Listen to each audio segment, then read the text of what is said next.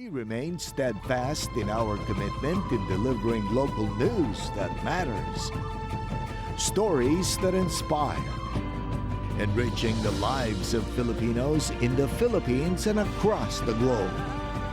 This is your GMA Regional TV. Buong puso para sa Pilipino. Ito ang inyong Regional TV News. Magandang araw, ito ay inyong Regional TV News. Hatid namin ang mga pinakamalaki at pinakahuling balita.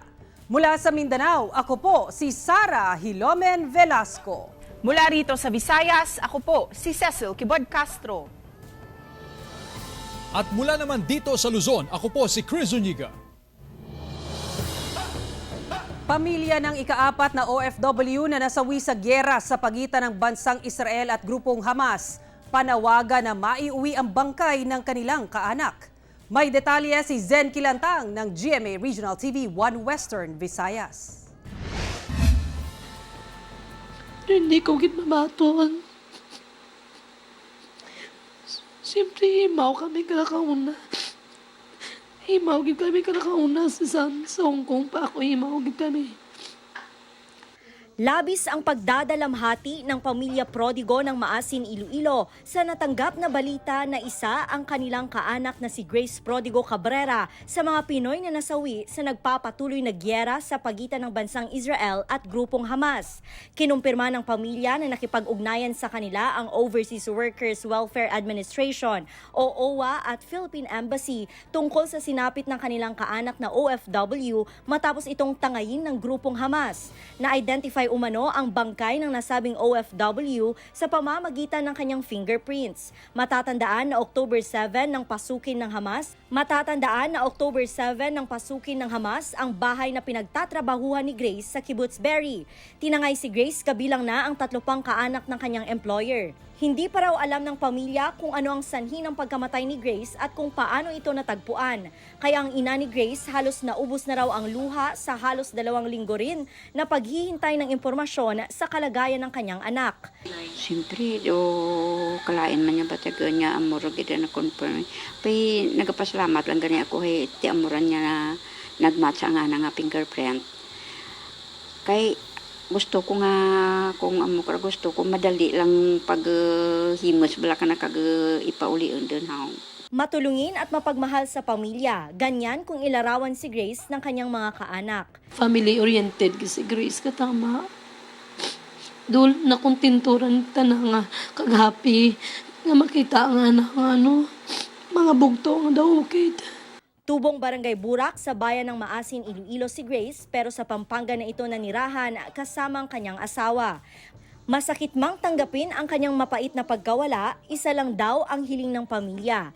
Nga mabuligan lang nga madali lang pag-uli na. Kaya duman ako dahil ti ibangi hambal karay ti amudran.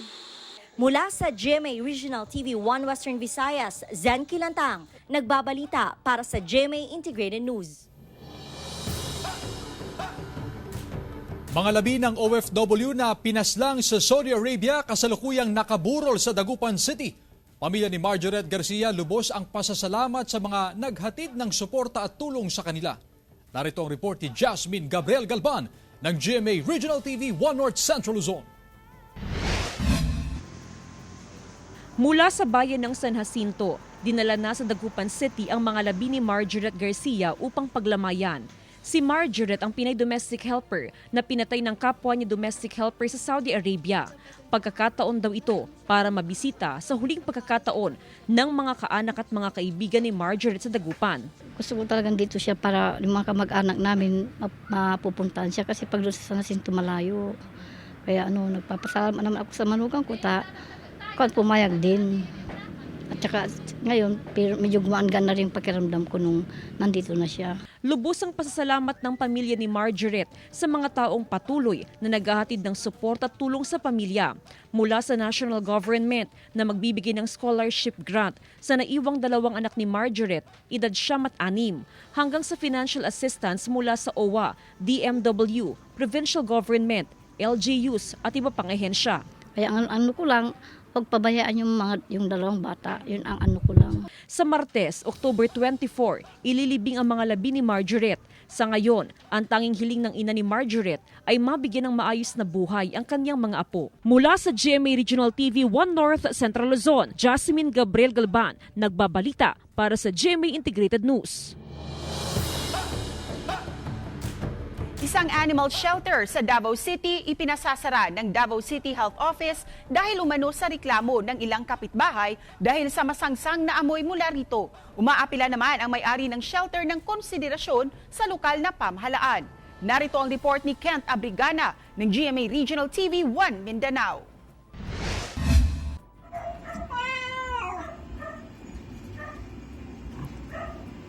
Ito si Axel, isang aspin mula sa Davao City. Hirap na itong maglakad matapos masagasaan ng sasakyan sa Dakudao, Davao City. Masigla na at puno ng buhay si Axel. Gumaling na rin ang kanyang mga sugat at nakakapaglakad na gamit ang kanyang wheelchair. Isa lang si Axel sa daang-daang rescue dogs na nabigyan ng ikalawang pagkakataon sa buhay matapos ma-rescue ng Happy Animals Club sa Davao City. Ang mong ginabuhat diri is mag-rescue. Then, pagkahuman sa rescue is mag-rehabilitate, magtambal mi sa ila, magpakaon og daghan. Hantod sa maging healthy sila, and then after kung healthy na sila, kay amo na silang ikapon og lagit. Then kung makapon na sila, pwede na pangitaan na mo sila family na i-love din sila forever. Pero nanganganib ngayon na mawala ang naging tahanan ng mga rescue dog matapos isyuhan ng closure order ng Davao City Health Office noong October 13 ang nasabing dog shelter. Umani ng iba't ibang reaksyon ang post sa social media ng may-ari ng animal shelter na si Ken Amante na umaapila ng tulong sa publiko. We have rescued hundreds of animals. We were able to rehabilitate many of them, and a lot of them have been adopted into good homes. Ang itinuturing dahilan, ang reklamo umano ng isang kapitbahay dahil sa masangsang na amoy na nagmumula sa nasabing shelter. Kaya kinandado na ang gate ng nasabing animal shelter at nilagyan na ng poster kung saan nakasaad ang detalye ng closure order. Kana sir, bawal mi mag-rescue. Kana number pinakasakit na part dila na mi pwede maka-rescue. Karon kay grabe dagadud kay mig rescue request. Nahay kagabi actually na nabanggaan pero dili mi kalihok kay bawal. Then dili pud may makapangitag family, di mi ka adoptions. Sinubukang kuhanan ng pahayag ng GMA Regional TV 1 Mindanao ang nagreklamong kapitbahay pero walang tao sa bahay nito. Ayon naman sa ilang kapitbahay, may naaamoy silang masangsang na amoy mula sa animal shelter, lalo na kung malakas ang buhos ng ulan. Sometimes na yung amoy samot nagkanang ting-ulan or init. Sa panayam ng GMA Regional TV 1 Mindanao, kay City Health Office OIC, Dr. Thomas Ababon, tumanggi ito na magbigay ng pahayag kaugnay sa kanilang in-issue na closure order. Wala, no comment sa Juguro. Pero ano lang sir, bali, kita ba ito ang nag-issue? Wala sa kuy comment lagi. Mga kanusa kata makahatag sa basig ugma or unyang hapon later mangita magbulat pa ko sa kwan. Okay. Pero so far may mga meetings na ba to sir? Yeah. Tumanggi rin na magbigay ng pahayag ang City Veterinary Office. Nag-aalala naman ang nasabing animal shelter sa posibleng pagpapahinto ng kanilang operasyon at ang posibilidad na mapunta sa dog impound ang kanilang mga alagang aso para isailalim sa euthanasia o mercy killing ang mga ito. Then gitagaan mig letter siya, ma'am, kanang kung maabot ni siya sa pinaka-high officer is kanang wala mi choice kundi i-confiscate tanan inyong hayop dire then idala sa dog pound. Kung sa dog pound sila like sir kay 72 hours biya patsun dayon sila. Kung dili nimo sila maklaim tanan patsun sa didto kung malapas og 72 hours. Mula sa GMA Regional TV 1 Mindanao, Kent Abrigana, nagbabalita para sa GMA Integrated News. ASF outbreak idideklara sa Tabuk City, Kalinga. 13 barangay sa Tabuk City, Kalinga apektado ng ASF ayon sa City Veterinary Office. Samantala, mga bayan sa Isabela na nakapagtala ng kaso ng ASF na dagdagan pa. Narito ang report ni Joan Ponsoy ng GMA Regional TV 1 North Central Luzon. Nagdeklara ng African Swine Fever o ASF outbreak ang lungsod ng Tabuk sa Kalinga matapos magpositibo sa ASF virus ang ilang alagang baboy mula sa 13 barangay sa lungsod. Confirm na result na it is a positive ASF. Though we had been busy to address the reports in the different barangays nga dati unusual mortality mga apektadong barangay ang Dagupan West, New Tanglag, Bulanao Sentro, Bulanao Norte, Bulo, Ipil, Gobgob, Nanong, Bagumbayan, Kabarwan, Apas, San Juan, at Agbanawag. 267 na baboy ang namatay dahil sa ASF virus. 46 na iba pa ang nakitaan ng sintomas. 209 farmers ang apektado sa naitalang sakit sa mga alagang baboy. Nagpapatupad ng mahigpit na border checkpoint sa lungsod.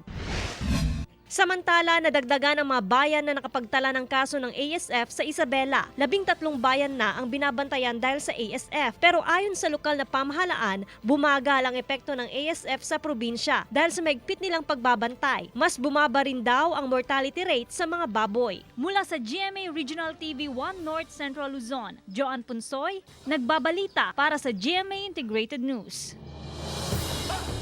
COMELEC at Ministry of Basic Higher and Technical Education o MBHTE ng BARM lumagda ng isang kasunduan para sa kaligtasan ng mga guro na magsisilbi ngayong barangay and SK elections. Siniguro ng COMELEC ang kaligtasan at assistance na kinakailangan ng mga guro na magsisilbi sa Bangsamoro Autonomous Region and Muslim Mindanao o BARM sa pamamagitan ng paglagda sa Memorandum of Agreement sa pagitan ng COMELEC at Ministry of Basic Higher and Technical Education o MBHTE para sa eleksyon. Ang MOA signing ay pinangunahan ni COMELEC Chairman Attorney George Garcia at MBHTE Minister Mohaguer Iqbal na isinagawa sa Davao City. Ayon sa COMELEC, nasa 246 barangay sa bansa ang nasa ilalim ng red category o may grave concern. Karamihan sa mga ito ay nasa BARM. Hindi rin sapilitan ang pagsiserve ng mga guro sa eleksyon, kaya't nag-training na ang COMELEC ng mga pulis na maaaring magsilbing miyembro ng Electoral Board sa magba-back out ng mga guro. Binigyang diin ng COMELEC ang mahalagang responsibilidad ng mga guro para sa mapayapang eleksyon. And that's why we have to afford protection to all our teachers. Not only in Luzon or in Visayas, but likewise more particularly in the Bangsamoro. Kinakailangan po yung protection na bibigay natin at assistance, hindi lang po monetary or financial. Kinakailangan legal and such other assistance that will help our teachers in the performance of a duty which technically speaking is not a duty of a teacher. Today, through this Memorandum of Agreement, we affirm our commitment to support and protect our teachers who willingly step up to serve during the election period. We recognize their importance in ensuring a fair, honest, and transparent electoral process and stand firmly behind them. Buhay na buhay pa rin daw ang paggamit ng campaign jingle, kaya naman ang ilang gumagawa ng kanta para sa mga kandidato fully booked na raw. Sundan sa report ni Paul Hernandez ng GMA Regional TV, Balitang Southern Tagalog. Abala si Rotzen sa mga revisions ng campaign jingle para sa isang kliyente. Ang political campaign jingles daan ng ilang kandidato para makuha ang kiliti ng mga botante. Kaya kung sasabihing lumang tugtugin na ang gimmick na ito, hindi sumasang-ayon dyan si Rotzen. Katunayan, 23 kanta na ang nagawa niya para sa mga tatakbo sa BSKE. Alam po natin ang mga Pinoy po is mahilig po talaga sa music. Kaya po siguro sa mga election po is patok na patok po talaga ang mga jingle po dahil syempre ayun po ang natatandaan ng madaling tandaan ng mga tao.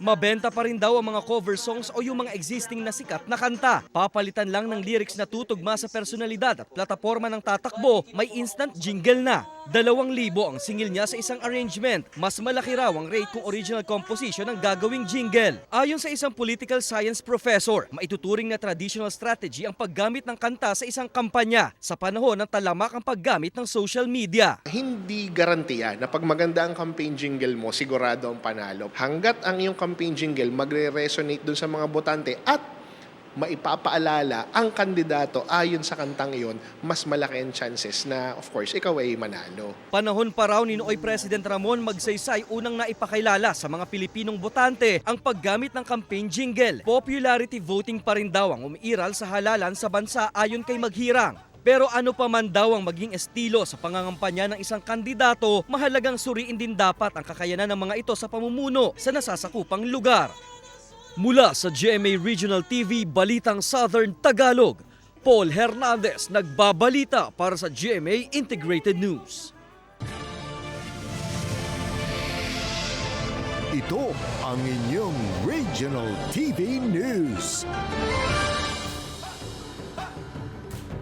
Patay ang isang lalaki matapos pagbabarilin ng riding in tandem criminals sa barangay Santo Domingo, Angeles City. Sa CCTV footage ng barangay, makikita ang biktima na sakay ng motorsiklo nito habang may kausap sa cellphone sa gilid ng daan. Isang saglit lang ay may humintong motorsiklo, lulan ang dalawang katao malapit sa biktima. Saka siya pinagbabaril. Hindi pa nakontento, ang gunman bumaba ng motorsiklo at binaril ulit ang biktima. Patuloy ang investigasyon ng otoridad upang matukoy ang motibo at kung sino ang mga salarin. Tinitingnan natin is planado yung pagpatay doon sa biktima. Profile nitong biktima regarding wala siyang trabaho at ang sabi ng family niya, wala naman daw silang nababalita ang kaaway niya. Sa ngayon, nagkakandak pa ho kami ng investigation. 5 taong gulang na batang lalaki patay sa pananaga sa Asipulo, Ifugao, 10 iba pa sugatan. Habang ang 44 anyos na sospek patay din matapos na mabaril ng rumespondeng pulis. Narito ang report ni Claire Lacanilaw ng GMA Regional TV, 1 North Central Luzon. Patay ang 5 taong gulang na lalaki habang 10 kataong iba pa ang sugatan matapos mag-amok ang isang lalaki sa barangay Amduntog, Asipulo, Ifugao.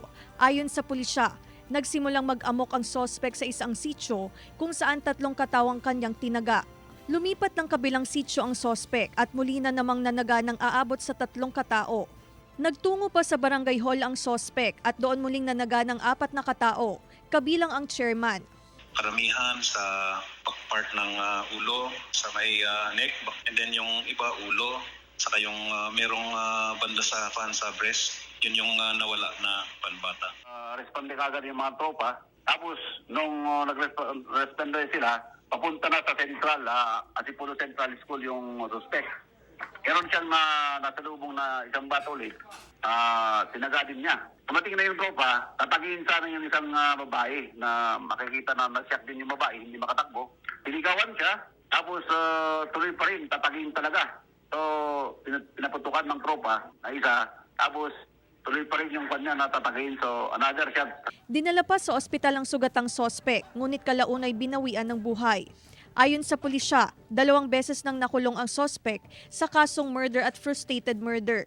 Nagsagawa ng emergency meeting ang PNP, kasamang iba't ibang ahensya ng gobyerno tungkol sa insidente. Pinaigting ang police visibility sa lugar. Ang police visibility doon sa area, tapos para makontrol namin yung area kasi may panic na here and panic. Okay naman at after 2 hours, hidro sila, pinarecall ko lahat yung mga tropa ko dito sa station. Kami na ang round the clock hanggang umaga ang nag-police presence sa mga area na Kinansela rin ang pasok sa ilang paaralan dahil sa insidente. Mula sa GMA Regional TV 1 North Central Luzon, Claire Lacanilaw, nagbabalita para sa GMA Integrated News. Nagsimula na ang iba't ibang aktibidad sa Mascara Festival 2023 sa Bacolod City. Kapulisan at iba pang force multipliers, siniguro ang seguridad ng mga bibisita sa lungsod. Para sa detalye, makakasama natin si Adrian Prietos ng GMA Regional TV 1 Western Visayas Live. Adrian! Yes, Sara, mga puso, Happy Mascara Festival. Mga matatamis niyang ngiti ang sasalubong sa mga bisita at turista sa pagdiriwang ng Mascara Festival dito sa City of Smiles, ang Bacolod City. Naka-red alert na ang Philippine Coast Guard sa pagbabantay sa mga pantalaan bunsod ng selebrasyon ng Mascara Festival 2023 sa Bacolod City. Inaasahan na mas maraming pasahero ang bibiyahe sa lungsod kaya mahigpit ang pagbabantay ng mga otoridad upang hindi makalusot ang mga kontrabando. Katuwang ang K9 units, isa-isang ininspeksyon ang mabagahin ng mga pasahero. Malaki ang preparasyon natin. May BSK tayo at saka may maskara tayo. Prepared kami, mga red alert kami sa port namin. Nakahanda na rin ang mahigit sa 2,000 pulis na magbabantay sa seguridad sa activity highlights ng festival ngayong weekend. Kaya bukas ang police desk 24/7 na inilatag sa festival sites, sports, pantalan at iba pang matataong lugar. Inaasahan na aabot sa mahigit 200,000 ang tourist arrival sa festival ngayong taon. At sa datos ng Tourism Office, halos fully booked na ang mga hotel sa lungsod. The first week and second week, ang occupancy rate is more or less mga 70 to 80% filled up, no? But the third week, which is the highlight of the Mascara Festival, falls on 16 onwards up to 22. The occupancy rate is almost 100%. Kaya nakipag-ugnayan ng Bacolod City LGU sa Negros Occidental Provincial Tourism Office para sa mga hotel o lodging house sa probinsya na maaaring tuluyan ng mga bisita. That October is the highest tourist visits. Ang visitors nga gaabot sa Bacolod, pinakadamo gid ang October. And this is the time where mga hotels kag restaurants nilipay gid. Samantala, inaasahan ng mas engrande na performances ng 10 grupo mula sa 10 barangay sa lungsod na magtatagisan sa Mascara Street Dance and Arena Competition sa Paglaom Sports Complex sa Linggo. 10 grupo rin ang maglalaban-laban naman sa Electric Mascara Dance-Off and Float Competition bukas ng gabi. Sara mga puso, mamayang gabi naman ay bubuksan ang kahabaan ng Lacson Tourism Strip kung saan maaaring mag-enjoy ang mga residente at bisita sa iba't ibang aktibidad ng Mascara Festival dito sa Bacolod City. Mga puso, syempre hindi rin mawawala ang masasarap na pagkain. Natatak Bacolod, gaya na lang ng number 1, chicken inasal at tiyaya. Sara, see you sa 2024. Yes, sunod kami dyan, Adrian. Maraming salamat at happy Mascara Festival sa inyo dyan, Adrian Prietos ng GMA Regional TV 1 Western Visayas. Ito ang inyong Regional TV News. Niyanig ng magnitude 5.9 na lindol ang probinsya ng Davao de Oro pasado alas 2 ng madaling araw kanina. Sa lakas ng lindol, nagbagsakan ang mga gamit sa bahay na ito sa Maragusan, Davao de Oro. Unang naiulat ng PHIVOLCS na magnitude 6.2 ang lindol, ngunit ibinaba ito sa magnitude 5.9 kung saan epicenter ang New Bataan sa Davao de Oro. Dahil sa lindol, kanselado na ang klase sa lahat ng antas sa mga paaralan sa probinsya ng Davao de Oro ngayong araw. Ito ay para masuri ng lokal na pamahalaan ng Davao de Oro ang structural integrity ng mga gusali ng mga paaralan para sa kaligtasan ng mga mag-aaral. Ayon sa PHIVOLCS, 2:58 kaninang madaling araw naramdaman ang magnitude 5.9 na lindol. Epicenter ang New Bataan, Davao de Oro. May lalim ito na 13 kilometers at tectonic ang origin. Natala ang intensity 5 sa Caraga, Davao Oriental, New Bataan, Maragusan at Pantukan sa Davao de Oro. Intensity 4 sa Nabunturan, Compostela, Moncayo, Mawab, Montevista, Laak, Mabini at Mako sa Davao de Oro. Intensity 3 sa Davao City at Tagum City sa Davao del Norte at Intensity 1 sa Bislig City at Surigao City sa Surigao del Sur. Patuloy sa ngayon ang assessment ng lokal na pamahalaan ng Davao de Oro para masiguro ang kaligtasan ng mga residente at kung ilan apektadong pamilya bunsod ng epekto ng lindol. Binuksan na sa publiko ang underwater-themed na Christmas display sa Pola Oriental, Mindoro. Samantala, mga parol at Christmas tree nga gawa sa abaka at balat ng mais, ibinida sa Sogod, Cebu. Silipin sa report ni Paul Hernandez ng GMA Regional TV, Balitang Southern Tagalog. Animoy sumisisid ka sa ilalim ng dagat sa mga higanteng Christmas display. Tampok ang mga sea creatures sa open grounds ng Municipal Hall ng Pola Oriental, Mindoro. Patok sa mga bumibisita ang kanilang underwater-themed na pailaw, may pagong at iba pang crustaceans. Simbolo ro ito ng pagbangon ng Pola mula sa hagupit ng oil spill na tumama sa kanila ngayong taon. Ipakita namin na kami ay bumabangon through Christmas lights, kahit yung mga simpleng bagay na magbenta yung mga fisher folks natin na nandoon sa malapit sa Christmas light, makakabenta sila ng kung kahit anong maliit na bagay. Bayanihan ng mga kawani ng LGU sa pagbubuo ng kanilang tinaguriang Festival of Lights. Ang pondo mula raw sa mga ambaga ng iba't ibang departamento ng munisipyo. Araw-araw mae-enjoy ang sightseeing mula alas 6 ng gabi hanggang alas 10 ng gabi na magtatagal hanggang Enero. Gawa naman mula sa abaka at balat ng mais ang mga Christmas decorations na nakadisplay sa hilera ng mga tindahan sa Barangay Liki sa bayan ng Sogod, Cebu.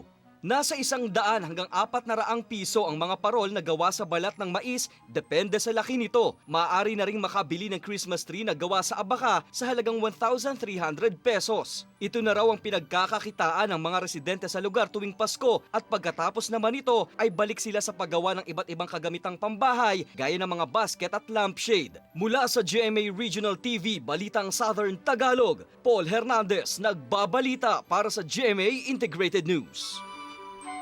Mga kapuso, 66 na araw na lang bago ang Pasko. Samantala, mapapanood niyo po ang episode na ito sa official website ng GMA Regional TV, www.gmaregionaltv.com. Pwede rin kayong bumisita sa aming official YouTube channel, GMA Regional TV, at i-click ang subscribe button para sa pinakamaiinit na balita mula sa mga rehiyon. Nais naming pasalamatan ang mga kapuso sa iba't ibang panig ng Pilipinas, maging ang mga kapuso natin abroad. Dahil sa GMA Regional TV, local news matters. Kami ang Regional TV News, buong pwersa para sa mas malaking misyon at mas malawak na paglilingkod sa bayan.